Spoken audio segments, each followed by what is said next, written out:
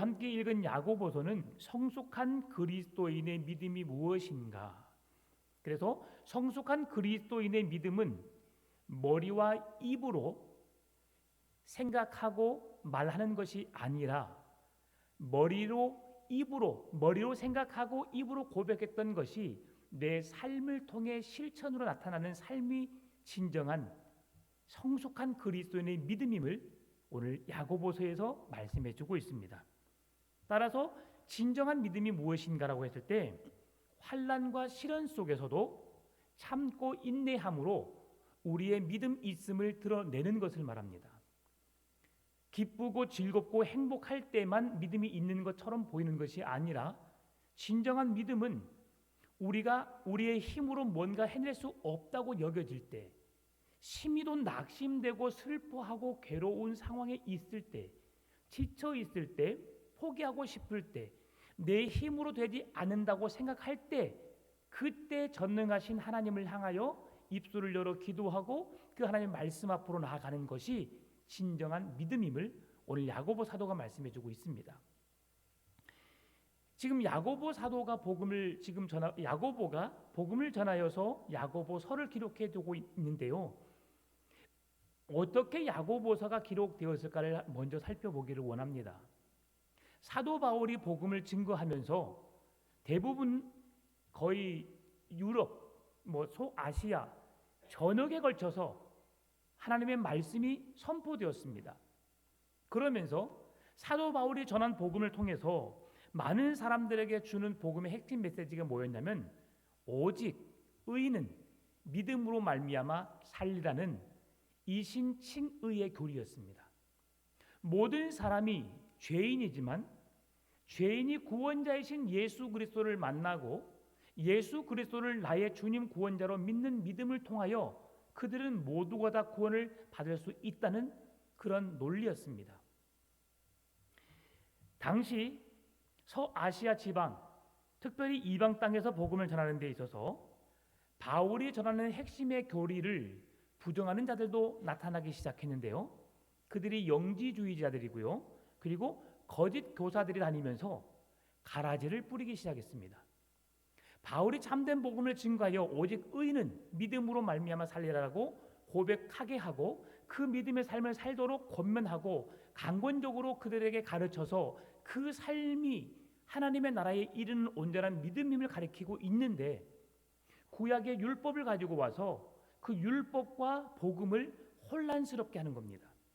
왜냐하면 유대인들은 율법을 정통으로 알았고 율법을 지키며 살아왔기 때문에 율법을 아직도 하나님의 말씀이라고 생각하는 사람들이 여전히 있었기 때문이죠.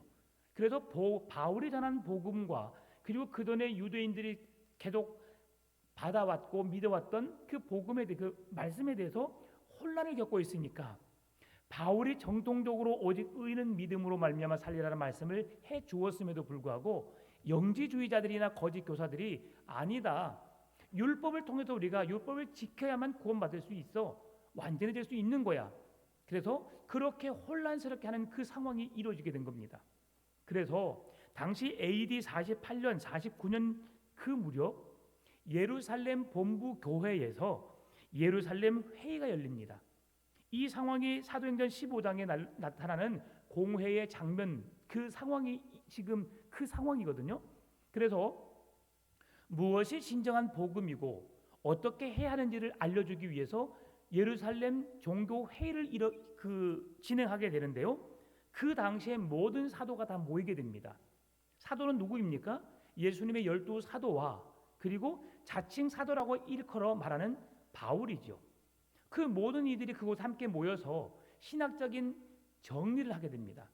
진정한 구원이 무엇인가? 어떻게 해야 우리가 구원을 받게 되는가? 참 복음이 무엇인가를 의논하게 됩니다.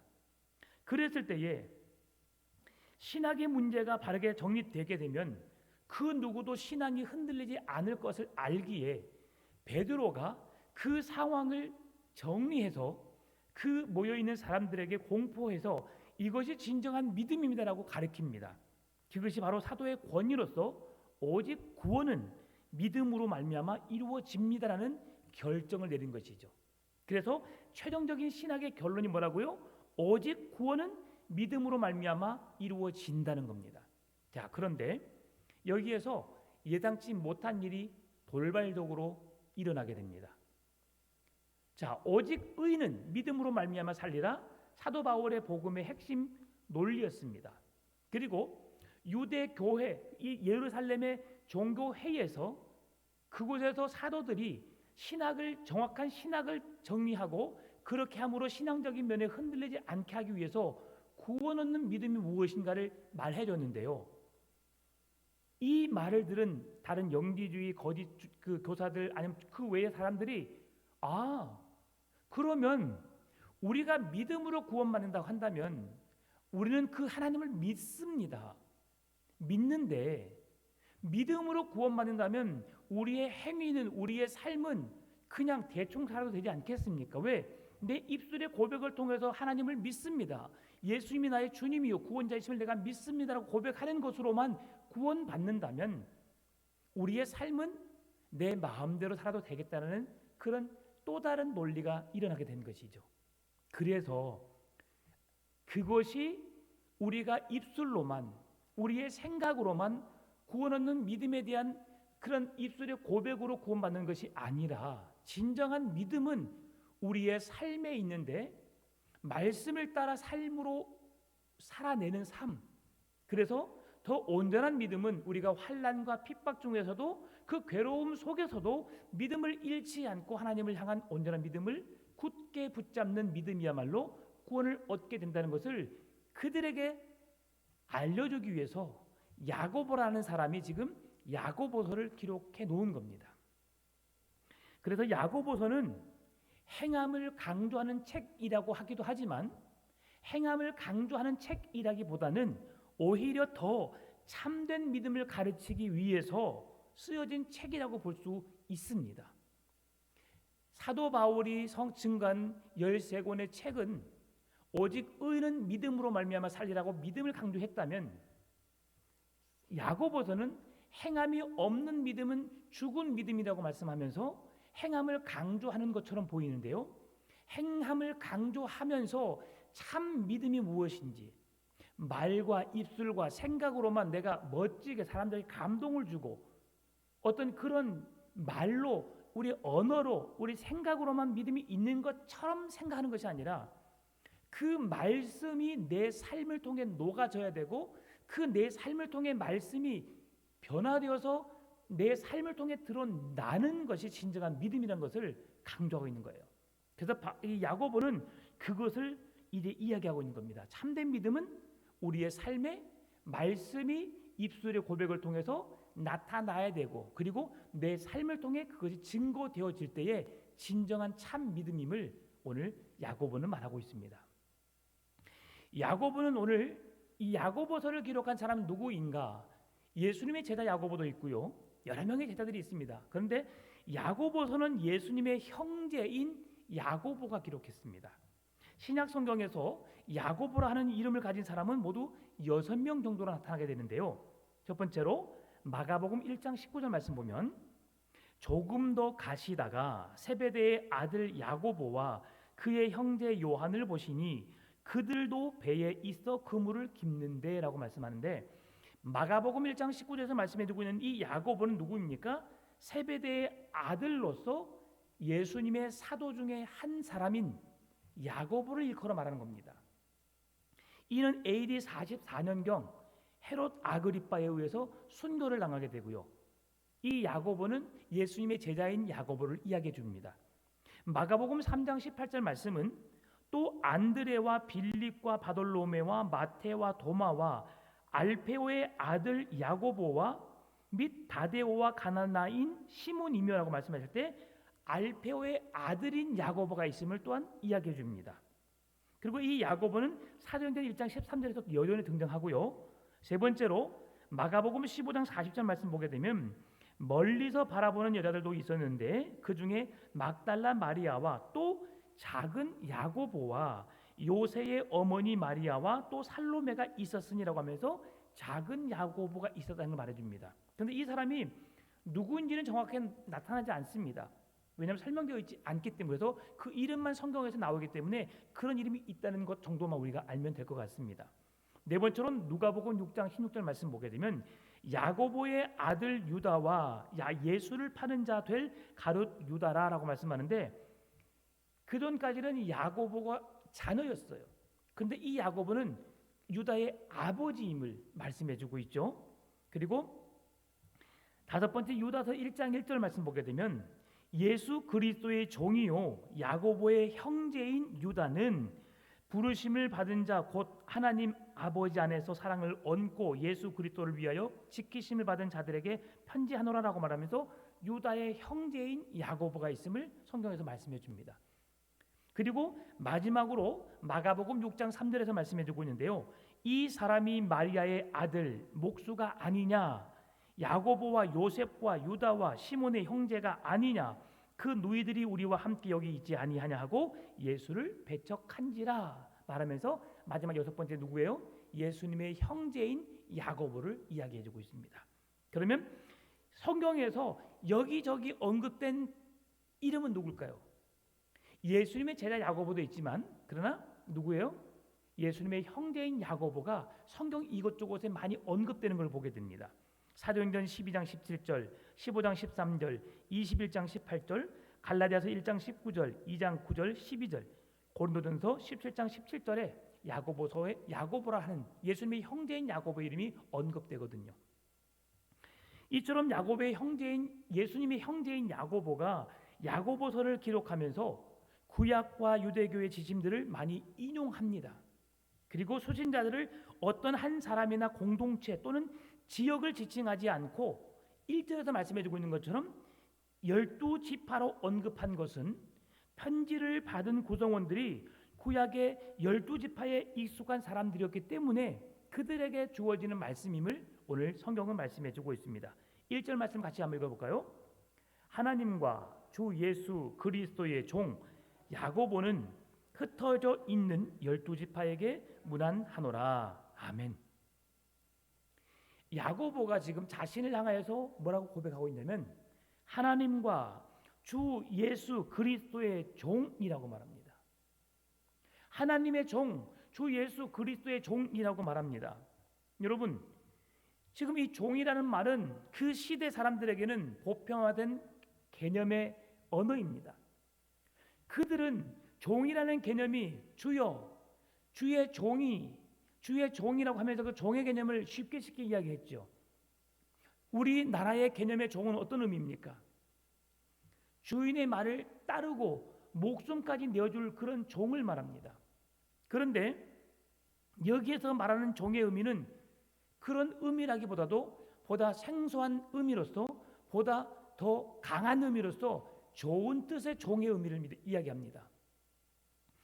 이게 뭐냐면 1세기 교회에서 사용되어졌던 이 종이라고 하는 단어는, 종이라는 표현은 내가 사탄의 종으로 살다가 예수 그리스도를 만남으로 영접함으로 죄와 사망에서부터 해방되었다는 것을 의미하면서 이제 내가 사탄의 종, 세상의 종이 아닌 하나님의 종, 예수 그리스도의 종이 되었다는 매우 긍정적인 의미에서 하나님의 거룩한 자녀의 신분을 얻었다는 의미에서 종이라는 단어를 쓰고 있습니다. 그래서 사도 바울도 예수 그리스도의 사도된 나 바울은 예수 그리스도의 종된 나 바울은이라고 말하고 있고요. 오늘 야고보도 하나님과 주 예수 그리스도의 종 나 야고보라고 말하고 있다는 거죠. 여러분, 이 종에 대한 개념이 무슨 의미인지 알겠죠? 내가 세상의 종이 아니라 누구에 의해서, 힘에 의해서 지배받는, 정말 누구를 섬겨야 하고 죽 생명을 다해서 섬기는 종의 개념이라기보다도 그 의미가 하나님의 종으로서 하나님을 위하여서 하나님의 영광을 위해 살아갈 수 있는, 내 생명까지 아낌없이 드릴 수 있는 하나님 주 예수 그리스도의 종임을 오늘 고백하고 있다는 것입니다. 그런데 오늘 야고보는 자기 자신이 하나님의 종, 예수 그리스도의 종이라는 말을 표현하면서 그 뒤에 그 하나님의 종의 삶이 어떠한지를 이야기해주고 있는데요. 2절 말씀입니다. 내 형제들아, 너희가 여러 가지 시험을 당하거든 온전히 기쁘게 여기라라고 말합니다. 시험을 당하는데 여러분 기뻐할 수 있습니까? 어려움을 당하는데, 누군가로부터 괴롭힘을 당하는데 여러분 기뻐할 수 있습니까? 결코 쉬운 일이 아닙니다. 기쁘게 여기라라는 이 말씀은 굉장히 단호한 명령어법입니다. 너희가 시험을 당하지만 너희들은 온전히 기쁘게 여겨야 한다는 명령의 말입니다. 여러분 그렇게 기뻐하십니까? 여러 가지 시험을 당했는데, 직장에 어려움이 있는데, 가정에 내가 생각지 못한 일들이 일어나고 있는데 내가 그것 가운데 기뻐할 수 있을까? 지금 여러분의 삶의 가정에 처해진 형편을 한번 보십시오. 그냥 지금 은혜스럽게 아무런 일이 없이 주의 은혜로 살고 계신 가정도 있지만, 때로는 내가 생각지도 못한 일들이 내 삶에 일어날 일들이 얼마나 많은지 모릅니다. 그러한 상황에 내가 정말 이건 견딜 수 있어, 이겨낼 수 있어 라고 생각한다면 별 문제 되지 않아요. 그런데 정말 내가 생각해도 끔찍한 일이요, 내가 어떻게 내 힘으로 해낼 수 없는 일을 경험하게 됩니다. 아주 쉽게 예를 들면, 오늘 교회다가 교통사고 났어요. 여러분 그러면 기뻐할 수 있어요? 할렐루야, 나에게 사고 나게 하셨네. 하나님 무슨 뜻일까? 아, 행복해라. 여러분 그렇습니까? 그래요. 그럴 수 있습니다. 왜? 일반 국산차를 받으면 괜찮아요. 보험이나 처리해주니까. 근데 외제차를 받았습니다. 보험을 내가 3억짜리 들어놔서 괜찮아. 아닙니다. 여러분 자기 부담금이 있습니다. 1,000만 원, 2천만 원 하잖아. 그러면 5%, 10%는 내 돈을 내야 돼요. 할렐루야, 내가 돈을 많이 모아놨는데 괜찮아. 그 정도에 감당할 수 있지. 여러분 그렇습니까? 아니에요. 그런데 오늘 시험을 만나거든 어떻게 하라고요? 온전히 기쁘게 여기라고 말씀합니다. 시험은 외부에서 오는 시련을 뜻합니다. 성도들은 외부로부터 여러 가지 시험을 받으면 그 시련을 극복하기 위해서 애를 쓰지만 결코 쉽게 기뻐할 수는 없다는 겁니다. 그래서 오늘 야고보 사도는 너희가 여러 가지 시험 당하거든 온전히 기쁘게 여기라 그러면서 3절에서 이는 너희의 믿음의 시련이 인내를 만들어내는 줄 너희가 알미라라고 말합니다. 이 믿음으로 그 시련을 이겨내게 되면 우리로 하여금 인내할 수 있는 힘을 갖게 되고, 인내하다 보면 그 어려운 시험을 만나지만 그 시험을 이겨낼 수 있는 힘과 능력이 우리에게 생김을 말씀해주고 있다는 거죠. 따라서 성도들은 시험이라는 도구를 통해서 하나님의 손길을 삶 속에서 체험할 수 있는 그런 은혜의 시간이라는 것을 여러분 기억하셔야 합니다. 예상치 못한 일들이 일어났죠. 왜 하나님께서 나에게 이런 일을 경험하게 하실까? 하나님께 먼저 물으셔야 됩니다. 그리고 그 삶을 내가 어떻게 이런저런 방법으로 해결하려고 노력하는 것도 중요하지만, 내게 그 형편을 상황을 허락하신 하나님께 물음으로 그 어려움들을 해결해 나갈 수 있도록 여러분 주님을 의지해야 되겠죠. 시험이 무엇이냐라고 했을 때 예를 들어 말씀을 드려보면 이것입니다. 대장장이가 있습니다. 대장장이는 뭐 하는 사람입니까? 아주 큰 강철 같은 거를 불에 녹여서 망치로 두드려서 내가 어떤 모양을 만들기 위해서 여러 번의 과정을 거쳐서 그 쇠를 녹여서 만들어내는 사람을 대장장이라 하죠. 대장장이가 그냥 이만한 쇳덩이를 불에 넣을 때에 뭔가 만들면 되겠지, 그냥 불에 넣고 두드리다 보니까 뭘 만들어요? 아닙니다. 대장장이는 뭔가를 만들려고 할 때에 그 모양을 집어넣고 아니면 어떤 그 쇠덩이를 집어넣고 넓게 펴든지 길게 펴든지 가지고 내가 어떤 도구를 만들어야겠다는 생각으로 그 여러 번의 과정을 거쳐서 만들어내는 겁니다. 여러분 그럴 때 여러분 만약에 대장장이가 아무 생각 없이 그냥 망치로 두들기고 있어요. 그러면 이 대장장이는 헛수고하는 겁니다. 뭘 만들지는 모르고 하고 있으니까. 그리고 쇳덩어리에는 감각이 없지만 계속 망치에 맞고 있는 그 쇳덩어리는 무슨 죄입니까? 그러나 대장장에게는 생각이 있어요. 어떤 생각이 있어요? 내가 얼마의 과정을 거치면 내가 낫을 만들지, 도끼를 만들든지 어떤 칼을 만들든지 내가 원하는 것을 만들겠다는 생각으로 두드리고 그 시간을 보냅니다. 그래서 그 시간을 오랜 시간에 거쳐서 인내하고 그 시간을 보내게 되면 결국 대장장이 원하는 것을 얻을 수 있게 되는 것이죠. 이것이 바로 우리에게 시험이 찾아오지만 믿음으로 인내하는 것이 이것과 같은 것입니다. 지금 우리가 결코 이 일로 인하여서 시험에 넘어지고 좌절돼서 구원을 잃어버리는 백성이 되는 것이 아니라 결국 그 시험에서 이기실 하나님을 붙잡고 내가 그 어려운 과정을 인내함으로 참아내고 오래 참고 기다리다 보면 하나님은 그 나의 삶에 펼쳐지는 그 어려운 환경들을 변화시켜서 다시 원래의 자리로 하나님이 창조하신 아름다운 마음의 자리로 기뻐하고 즐거워하고 감사할 수 있는 자리로 인도하심을 믿음으로 내가 참아내는 거예요. 쇳덩어리가 대장장이가 망치를 막 두드려서 너무 괴롭고 힘이 들지만 그걸 참아내므로 인하여서 사람들의 손에 쥐어지는 좋은 도구로 쓰여지는 것처럼 오늘 우리의 인생에 하나님이 사단을 통해서든 사람을 통해서든 누구를 통해서든지 우리를 두드려 때리기도 하시고 밀치기도 하시고 넘어지기도 하시고 자빠지기도 하시고 때로는 많은 손해를 보기도 하시고 어려운 문제를 겪기도 하시지만 그럼에도 우리가 믿음 안에서 견고히 참아내고 인내함으로 그 과정을 잘 견뎌내면 우리는 하나님의 손에 붙잡히면 되는 능력 있는 자로 쓰임받을 수 있다는 것을 말씀해 주고 있는 겁니다. 지금 야고보서가 그걸 말해주고 있는 거예요. 너희들이 오직 의인은 믿음으로 말미암아 구원을 얻는다고 말씀해 주셨고 구원 얻는 믿음이 무엇인지를 종교 회의를 통해서 분명히 말해 주었는데 지금 여러 가지 많은 시험이 찾아오게 되고 이방 어떤 다른 잘못된 거짓 교사나 어떤 영지주의자들이나 이단들에 의해서 너희들이 미혹을 받고 있는데 그러나 그 미혹을 받는 것으로 인하여서 너희들이 좌절하지 말고 인내함으로 믿음을 지켜내기 위해서 힘써 싸워내면 결국 금보다 아름다운 믿음으로 너희들을 하나님이 서게 하실 것이라는 것을 말씀해 주는 겁니다. 여러분 다시 한번 3절 말씀 읽어볼까요? 이는 너희의 믿음의 시련이 인내를 만들어내는 줄 너희가 알미라. 아멘. 하나님이 설계하신 어떤 작품과 내용물이 시각적으로 보이기까지는 반드시 인내라는 과정이 필요하다는 겁니다. 오늘날 여러분이 어떻게 만들어졌습니까? 그냥 만들어진 게 아닙니다.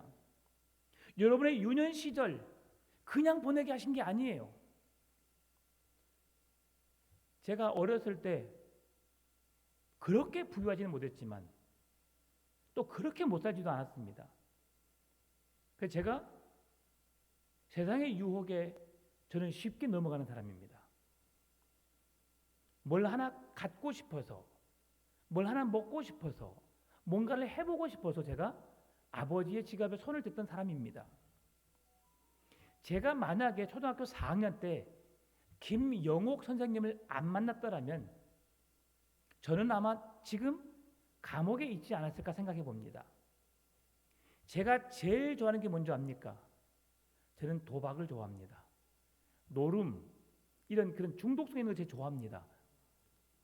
그런데요 어렸을 때부터 문화가 그겁니다. 화투 치는 모습들 보면서 친구들과 돈놀이도 많이 했고요. 제가 그런 유년 시절을 보냈어요. 그런데 그렇게 지내면서 제가 만약에 그 선생님이 저를 적발하지 않았다면 저는 지금 목사가 아닌 그냥 아마 감옥에 몇 번 왔다 갔다 한 사람이 있었을 거예요.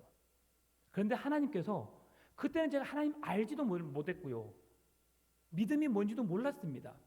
그런데 그 선생님이 어떻게 제가 돈을 훔쳤는지를 찾아낸 거예요.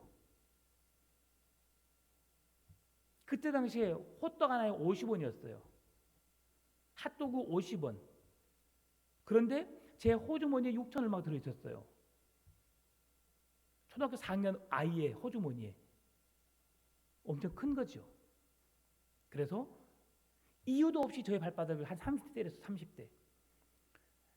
몇 명의 친구들 보는 앞에 제가 엄청난 부끄러움을 당했어요. 야, 하나님이 그렇게 만들어 가시더라고요. 그리고 한 번은 제가 어떤 일이 있었냐면, 저는 이제 그 이후로 제가 남의 것을 갖다 쓰는 것은 제가 스톱했습니다. 근데 우리 사랑하는 어머니께서 돈을 어디다 두시고는 저한테, 경환아, 네가 가져갔니? 아니에요 하면서 울면서 나갔어요, 제가. 그리고 제가 하루를 외박했다는 거 아닙니까? 예. 너무 괴로웠어요. 이 과정이 만약에 저희가 없었다면 저는 지금 남의 것이 내 것인 것 마냥 쓰는 것을 제가 좋아했을 것 같아요. 도박이나 아니면 다른 어떤 중독에 빠져서 제가 거기서 허우적거렸을 것 같아요. 지금 지나고 보니까 그 모든 과정들이 하나님의 은혜였던 것을 보게 됩니다. 저를 연단시키셨고 훈련시키셨고 어렸을 때 미리 경험을 하게 하셔서 지금은 그것이 아무런 의미가 없다는 것을 저는 알아요. 하나만 더 말씀드리면, 제가 고등학교 때 저희 시골에서 시내로 학교를 다녔어요. 버스를 타면 1,500원이었어요. 그러면 2,000원인데 500원 남잖아요. 500원으로 스포츠 복권을 딱 샀습니다. 그거 엄청 빨리 끝내겠습니다. 네. 사담을 하지 말라는 경고죠. 네. 근데 그렇게 해서 제가 그렇게 시간을 보냈었습니다. 중독이 강한 자죠. 하나님께서 지금은 다 끊게 하셨어요. 별로 재미가 없어요. 흥미가 없습니다. 사람들은 목회자의 길이 어렵다고 말합니다. 여러분들도 어려워 보이십니까? 저는 즐겁습니다. 행복합니다. 말씀을 준비하는 시간이 제게 너무 귀하고요. 가끔은 열심히 설교를 준비하고 싶은데 말씀이 안 풀릴 때가 있어요. 10번, 20번 읽어도 이해가 안 될 때가 있어요. 그럴 때 얼마나 괴로운지 아십니까, 여러분? 근데 은혜스럽게 토요일날 저녁 12시가 되기 전에 다 풀려요. 감사하지요. 예. 그런 은혜를 주시는 거예요. 그래서 그것이 너무 재밌고요. 제가 어떻게 만들어내려고 노력하는 것보다도 하나님이 풀어가시는 것을 보게 됩니다. 그게 얼마나 감사한지요. 여러분의 인생 속에서도 내가 뭔가 풀려고 하면 안 될 때가 많아요. 하나님이 내 삶의 환경을 열어주시기를 기도하고 그 상황 속에 풀어가신 하나님을 여러분 경험하셔야 됩니다. 그래서 오늘 야고보 사도는 그 하나님이 나를 통해서 일하시는 것을 보게 하기 위해서 하나님이 어떤 분인가를 찾기 위해서 노력하고 있습니다. 그 하나님이 어떤 분인지 정확하게 알면 시험을 만나도 참아낼 수 있거든요. 여러분이 어려움 속에 있어요. 근데 이제 여러분의 자녀들이 만약 어려움 속에 있어요. 근데 그들을 부모님이 해결해 줘야 됩니다. 지금 당장은 해결해 줄 수 없어요. 그래서 조금 지나면 해결해 줄 수 있어요. 그러면 자녀들에게 이렇게 말하잖아요. 조금만 기다려. 내가 며칠만 있으면 내가 이런 것이 생기니까 내가 너를 도와줄 수 있어. 조금만 참아내자. 조금만 기다리자. 그럼 자녀들이 뭐라고 그래? 자녀들이 정말 죄송해요. 잘된 자녀 같으면, 좋은 자녀 같으면 제가 이런 마음을 부모님께 불편함을 드리지 않아야 되는데 너무 죄송해요. 다시는 이런 일이 없도록 제가 노력하겠습니다. 이분만 도와주시면 제가 열심히 잘 할게요. 네. 그래서 정말 잘 돼야 됩니다. 이런 과정 속에서 그 부모가 나의 어려움을 해결해 줄 수 있는 분이신 줄 안다면 자녀들은 그 부모를 이용하기보다도 바르게 교육받은 자녀라면 이 기회를 통해서 내가 다시는 이런 일을 경험하지 않도록 내가 노력해야겠다, 주의해야겠다라고 생각할 겁니다.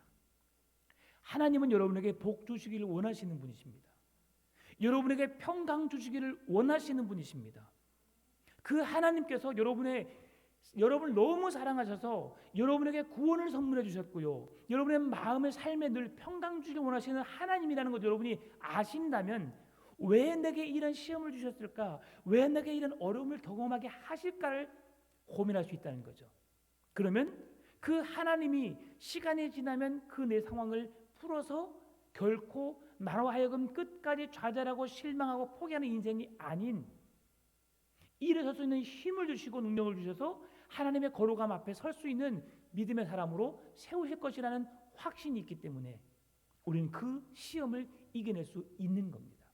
그래서 여러분 늘 성경을 묵상하면서도 그렇지만 신앙생활 하면서 모든 삶을 하루하루를 살아가면서 하나님이 어떤 분이신지를 여러분 늘 기억하시기 바랍니다. 그렇게 야고보서는 그렇게 생각했고요. 그래서 5절에서 고백합니다. 너희 중에 누구든지 지혜가 부족하거든 모든 사람에게 호의 주시고 꾸짖지 아니하시는 하나님께 구하라. 그리하면 주시리라라고 말씀합니다.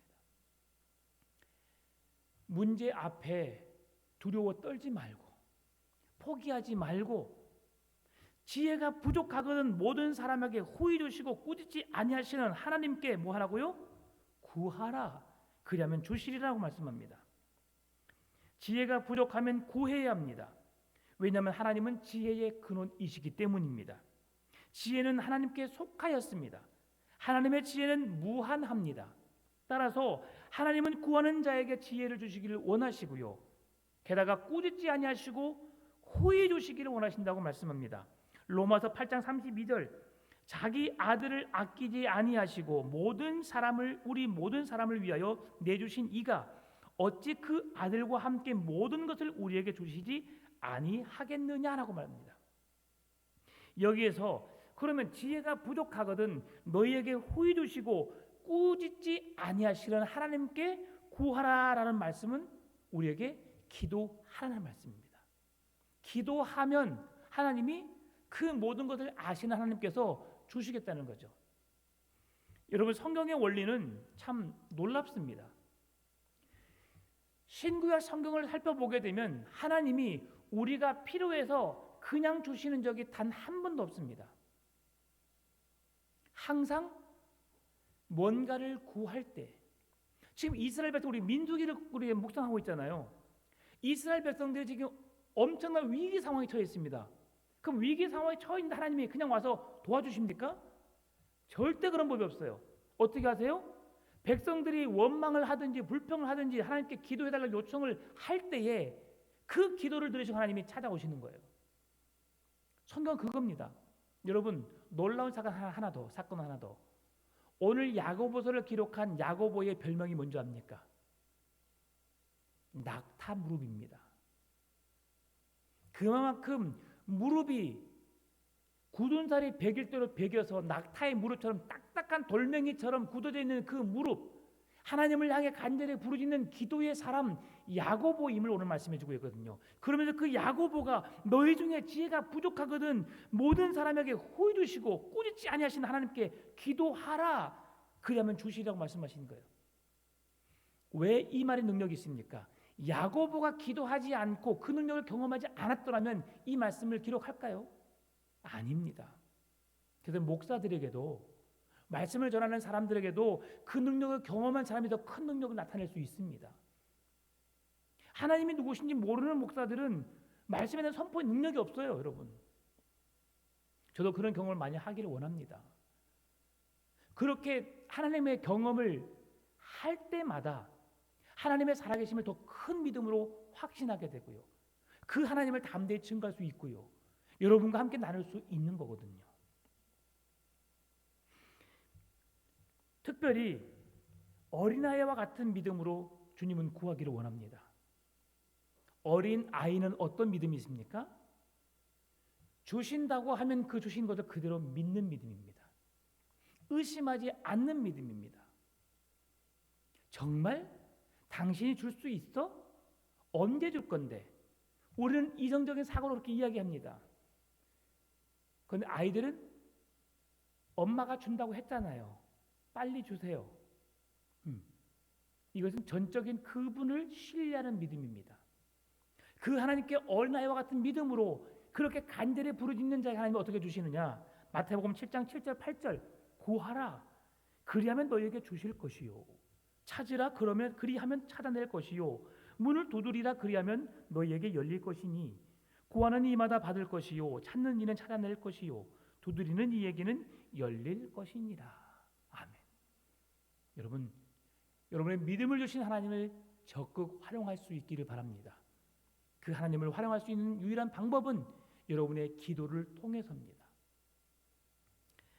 오늘 야고보서도 믿음으로 구하라고 말씀해 두고 있습니다. 6절, 7절, 8절입니다. 오직 믿음으로 구하고 조금도 의심하지 말라. 의심하는 자는 마치 바람에 밀려 요동하는 바다 물결 같으니 이런 사람은 무엇이든지 주께 얻기를 생각하지 말라. 두 마음을 품어 모든 일에 정함이 없는 자로다라고 말하죠. 예수님도 의심하지 않고 기도할 것을 말씀해 주셨습니다. 마가복음 11장 24절입니다.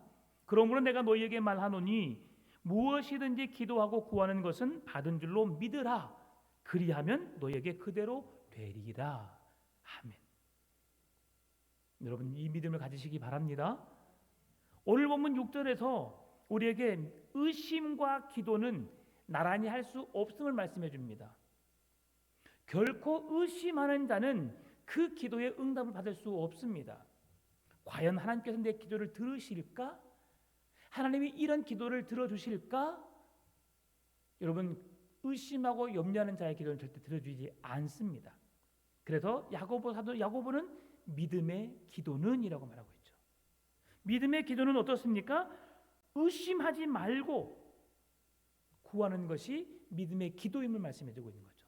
의심하는 기도는 바람에 밀려 요동하는 바닷물결과 같다라고 말하죠.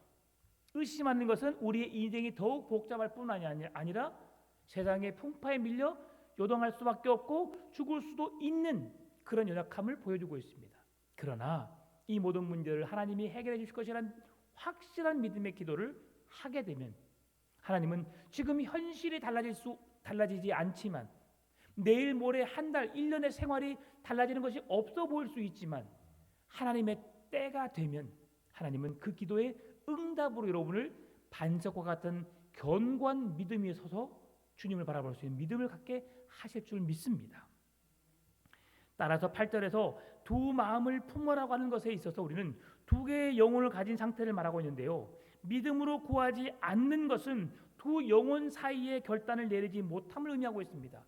세상의 것과 하나님의 것과 양갈래에 발을 딛고 있어서 그 어느 것 하나를 포기하지 못하고 있는 것을 말하고 있는 거죠. 세상을 버리라는 말씀이 아닙니다. 세상에 살면서 세상에 아무런 의미를 갖지 말라는 말씀이 아닙니다. 여러분, 세상은 어떤 곳이냐면 하나님이 이 세상을 여러분에게 주셨습니다. 세상에 마음껏 믿음으로 살라고 주셨습니다. 그러면 세상의 것을 통해서 우리가 마음껏 누려야 합니다. 세상의 모든 것, 하나님 물질을 쌓아놨어요.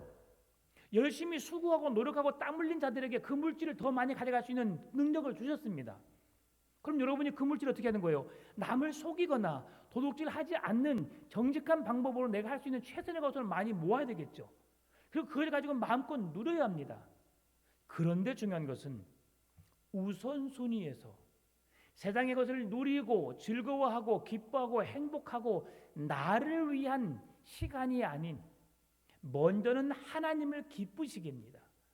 하나님의 영광을 위하여입니다. 사람이 제일 되는 목적이 무엇이뇨? 대소리문답에 하나님을 기쁘시게 하며 그의 이름을 영원토록 즐거워하며 그의 이름 앞에 부끄럽지 않은 삶을 살아내는 것이 우리의 사람의 본분입니다.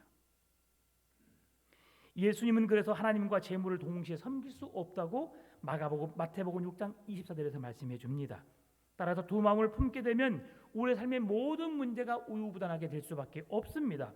결국 믿음이 없는 자는 아무것도 얻을 수 없게 되는 거죠. 믿음으로 구하십시오. 그리고 여러분의 삶의 어려움의 환경 속에 오래 참아내십시오. 하나님의 그 모든 환경을 변화시켜서 우리가 원하는 하나님의 기뻐하신 삶으로 우리를 인도해 주실 것이라는 확실한 믿음을 가지고 기도하시고 주님 앞에 서시기를 바랍니다.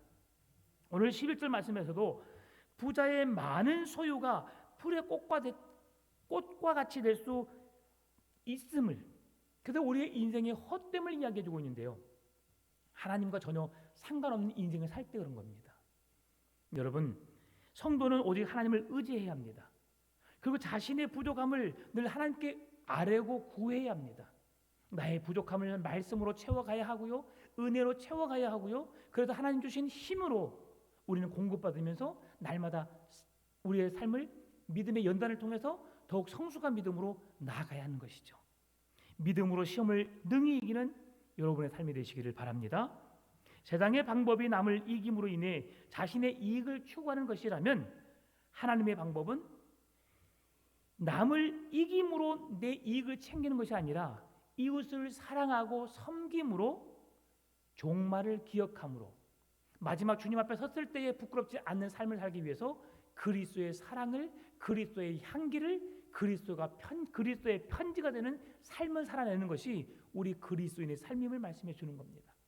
여러분, 온전한 신앙생활을 하기 위해서는 눈앞에 보여지는 어려움을 오히려 기뻐할 수 있어야 합니다. 그 믿음의 연단을 통해서, 훈련을 통해서 성숙한 믿음의 다리로 나아가시고 어떠한 어려움도 능히 여러분을 넘어뜨릴 수 없다는 사실을 확신하시고 하나님께 기도함으로 우리 형편과 처지를 아시는 하나님, 우리를 이 깊은 수렁에서 건져내 주시라고, 이 환난으로부터, 어려움으로부터 우리를 지켜내 주시라고 간절히 어린아이와 같은 믿음으로 기도하시기 바랍니다. 그럴 때 하나님께서는 연약한 우리의 믿음이 믿음처럼 보이지만 우리의 간절한 기도를 통해서 하나님이 우리의 삶을 열어가 주시고 우리의 삶을 변화시켜 주시고 영원하신 하나님의 말씀 위에 든든히 서게 하실 줄 믿습니다. 어두운 세상에 하나님 나라의 영광의 빛을 비추시고 오직 하나님께만 영광 돌리며 그 은혜로 살아가는 여러분 삶이 되시기를 주님의 이름으로 축원합니다.